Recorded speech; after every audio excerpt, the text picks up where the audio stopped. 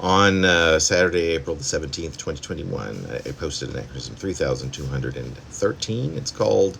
The Stud's Defeat, a still life. And the subtitle there is, or the 7 Duds from Silver City, a Parable. Quote, would you please kindly excuse me for just a moment? I need to pull a cashew out of my shorts. End quote.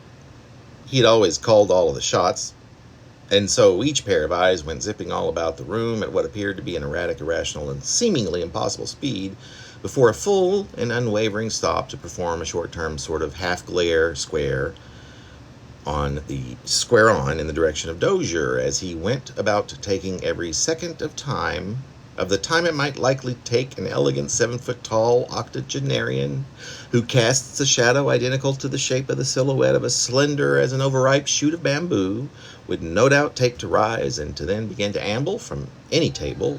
be it a dining or office or, as was the case here this morning, a game of cards, a card table, and in the general direction of an exit, right after he just resoundingly beaten. In truth, it was a full-on rout. The most sly and most sinister set of treacherous villains ever to be assembled into a conglomeration for a maximum stakes all-night game of poker. That is a long sentence. Once Doze had ever so slowly slipped past Herb and Ratcliffe, each stood so that Doze fit neatly between their knees and shins and the card table as he idled sideways through, and once free, limped at a pace that seemed to run through eternity down the short hall to the back exit, the screen door of which was just out of sight from the men that were gathered. There was not a move made all the while, that is until after the door, which had let out a slow, scrawling squeak as it apparently opened, had at first gone silent for a long few seconds, and then, with a snare-sounding rat-a-tat, rat-a-tat-tat in reverse, slammed shut. When all of the men let out a long, collective, and slightly voiced and even melodic exhalation. Each head, after that, relaxed to a bend that could be described as bobble forward, or in half prayer,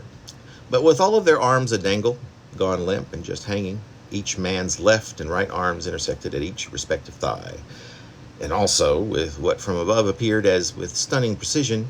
each arm made, in combination with thigh, a perfect 90-degree angle,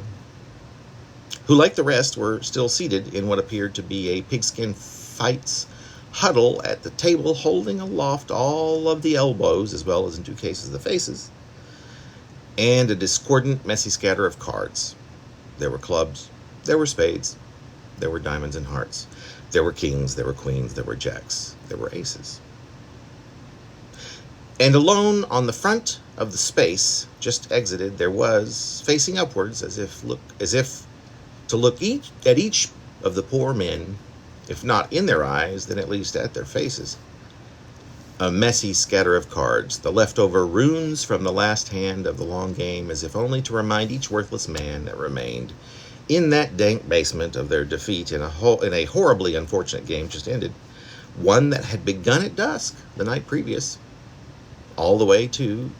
and then well past morning's first light, which by now had begun to seep directly downward into the tepid basement and onto those motley parts of the sweaty and oil-spotted skin that one could see that were exposed to the elements. The parcels of skin on the backs of the necks of despondent men, who'd each been so duly defeated, glowed.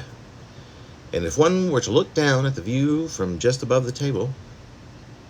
the ring of necks might easily be imagined a beautiful radiating crown of thorns, or just perhaps if one's power of sway or depth of imagination were more than unusually convincing, might be that of a sun-yellow, highlighted halo, belonging assuredly to some unknown creature or another, that might live in the ground at a level however deep, but directly below the once ballyhooed, but now neatly bedeviled circle of men who'd only just all been put in their rightly low-down respective places by a man in obvious and stark contrast, lauded within these humble lines, the intent of which is, of course, to assist in setting the mood for what is hoped to be a long celebration, a high-minded, goodly, Silver City denizen, our dear fellow Dozier. but also to serve to remind us all that good does indeed inevitably win in the end, and that we must always at least believe. It is always toward this ideal that with steady composure lead men like Dozier to ardently fell or reform Earth's bad inhabitants, those who are rotten, nasty, revolting, so that those whose hearts, whose souls, and whose minds are in all generality good may swiftly, or may at the very least eventually, clobber those who are not. In summary, we might also put it this way. May we,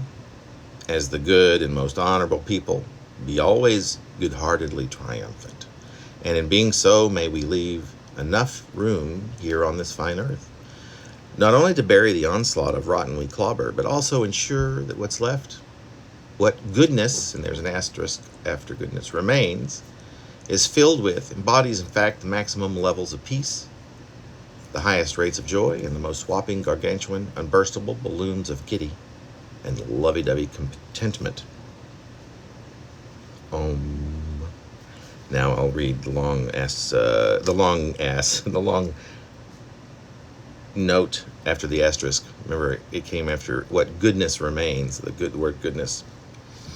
It need not be said, and yet here it is nonetheless, the list of specific characteristics which make up our goodness, which is to say, that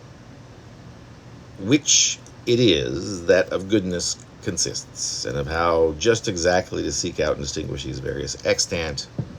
goodnesses. These are things that can only be officially ascertained by those,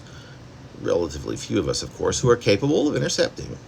or in any other ways of finding, receiving, and securely capturing by way of what we call divine intervention, or by those, even fewer, I might sadly add, who hold the sacred gift of speaking the tongue of those who can and do communicate directly and with undead, ghosts, with visions and a variety of erstwhile apparitions, which is to say, only to those with such inherent knowledge and command over the ethereal beings who can outwit them, and with whom they can negotiate, interpret, and oversee implementation of enduring treatises of peace and liberation. And finally, there are those, maybe one, perhaps two of us tops in each given era, we call the learned. It is their lives who have been called forth to repurpose, to sacrifice themselves toward the greatest of all of services to humankind. These of the highest order are steeped completely so as to become the masters in these the most divine studies, which are of the realms of, in these most divine studies, in the realms of numbers, of stars, and of all things horoscopic.